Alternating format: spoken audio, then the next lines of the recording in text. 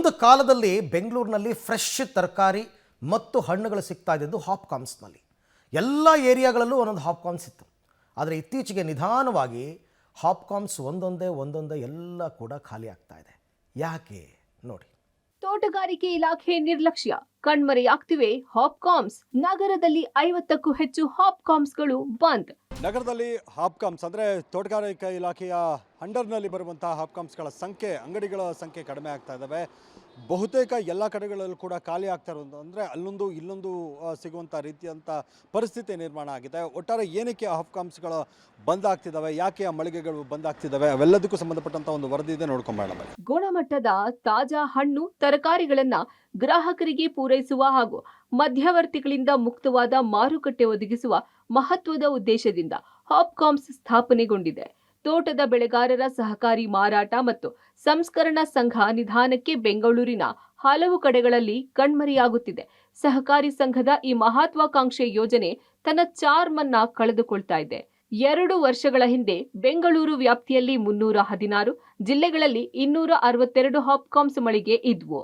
ನಷ್ಟ, ಮೂಲ ಸೌಲಭ್ಯ ಕೊರತೆಯಿಂದ ಮಳಿಗೆಗಳ ಸಂಖ್ಯೆ ಬೆಂಗಳೂರಿನಲ್ಲಿ 200ಕ್ಕೂ ಕಡಿಮೆಯಾಗಿದೆ. ಜಿಲ್ಲೆಗಳಲ್ಲೂ ಹಾಪ್ಕಾಮ್ಸ್ ಮಳಿಗೆಗಳು ಕಾಣೆಯಾಗುತ್ತಿವೆ. Price what they will say is very costly. ಅದನ್ನು ನಾವು ಬೇರೆ ಕಡೆ ಹೋಗಿ 20 ರೂಪೀಸ್ 30 ರೂಪೀಸ್ ತಗೊಳ್ಳೋದು, ಇಲ್ಲಿ 50 ರೂಪೀಸ್ 90 ರೂಪೀಸ್ ಹಂಗೆ ತಗೋಬೇಕಾಗತ್ತೆ. ತುಂಬ ಕಡೆ ಕ್ಲೋಸ್ ಆಗ್ತಿದೆ. ಜಾಸ್ತಿ ಜನ ಇದು ಯಾಕಂದರೆ ಅಪ್ರೋಚಬಲ್ ಇಲ್ಲ, ರಿಲಯಬಲ್ ಇಲ್ಲ ಅಂತ ಅನಿಸ್ತಾ ಇದೆ. ಅದನ್ನೇ ಅವ್ರು ಸ್ವಲ್ಪ ದುಡ್ಡು ಕಮ್ಮಿ ಮಾಡಿಬಿಟ್ಟು ಅಪ್ರೋಚಬಲ್ ಆಗಿಟ್ಟರೆ ಎಲ್ಲರೂ they can come and have. ನಗರದ ವಿಜಯನಗರ ಭಾಗದಲ್ಲಿ 4-5 ಹಾಪ್ಕಾಮ್ಸ್ ಬಂದ್ ಆಗಿವೆ. ಹಾಪ್ಕಾಮ್ಸ್ 1 ಸ್ಥಳ ವಿಜಯನಗರ ಮುಖ್ಯ ರಸ್ತೆ. ಕಳೆದ 10 ತಿಂಗಳಿನಿಂದ ಈ ಹಾಪ್ಕಾಮ್ಸ್ ಬಂದ್ ಆಗಿದೆ. ಪಾರ್ಕ್ ಭಾಗದಲ್ಲಿರುವ ಈ ಹಾಪ್ಕಾಮ್ಸ್ ಸಾರ್ವಜನಿಕರಿಂದ ಸಂಪೂರ್ಣ ದೂರವಾಗಿದೆ. ಹಾಪ್ಕಾಮ್ಸ್ 2 ಸ್ಥಳ ಮಾರುತಿ ಮಂದಿರ, ಅತ್ತಿಗುಪ್ಪೆ. ಅತ್ತಿಗುಪ್ಪೆಯ ಮಾರುತಿ ಮಂದಿರ ಬಳಿಯ ಹಾಪ್ಕಾಮ್ಸ್ನಲ್ಲಿ ಹಣ್ಣು ತರಕಾರಿ ಬದಲು ಅಕ್ಕಿ ಮಾರಾಟ ಮಾಡಲಾಗ್ತಿದೆ.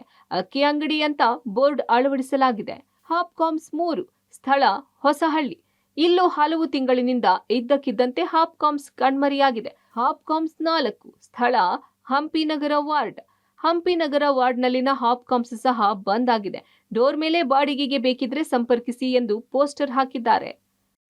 ಇನ್ನು ಹಾಪ್ಕಾಮ್ಸ್ ಕಣ್ಮರೆಗೆ ಪ್ರಮುಖ ಕಾರಣಗಳೇನು ಅಂತ ನೋಡೋದಾದ್ರೆ, ಆರ್ಥಿಕ ನಷ್ಟ, ಸಿಬ್ಬಂದಿ ಹಾಗೂ ಸೌಲಭ್ಯಗಳ ಕೊರತೆ, ಖಾಸಗಿ ಹಣ್ಣು ತರಕಾರಿ ಸ್ಟಾಲ್ಗಳ ಪೈಪೋಟಿ, ಉತ್ಪನ್ನಗಳ ದಾಸ್ತಾನಿಗೆ ಹೊಸ ತಂತ್ರಜ್ಞಾನಗಳ ಅಳವಡಿಕೆಗೆ ನಿರಾಸಕ್ತಿ, ಮಾರುಕಟ್ಟೆ ಏರಿಳಿತಗಳ ಅಸಮರ್ಪಕ ನಿರ್ವಹಣೆ, ವ್ಯವಸ್ಥಿತ ಪೂರೈಕೆ ಜಾಲ ರೂಪಿಸದೇ ಇರುವುದು, ಕೌಶಲ್ಯ ಸಿಬ್ಬಂದಿ ಕೊರತೆ. ಹಾಪ್ಕಾಮ್ಸ್ ರೈತ ಸ್ನೇಹಿ ಅಲ್ಲ ಎಂಬ ಭಾವನೆ ಬೆಳೆಗಾರರಲ್ಲಿ ಬೇರೂರಿದೆ. ಇಷ್ಟೆಲ್ಲಾ ಸಮಸ್ಯೆಗಳಿಂದ ಕಣ್ಮರೆಯಾಗ್ತಿರುವ ಹಾಪ್ಕಾಮ್ಸ್ ಅನ್ನ ಉಳಿಸುವ, ಬೆಳೆಸುವ ಕೆಲಸ ತೋಟಗಾರಿಕಾ ಇಲಾಖೆಯಿಂದ ಆಗಬೇಕಿದೆ.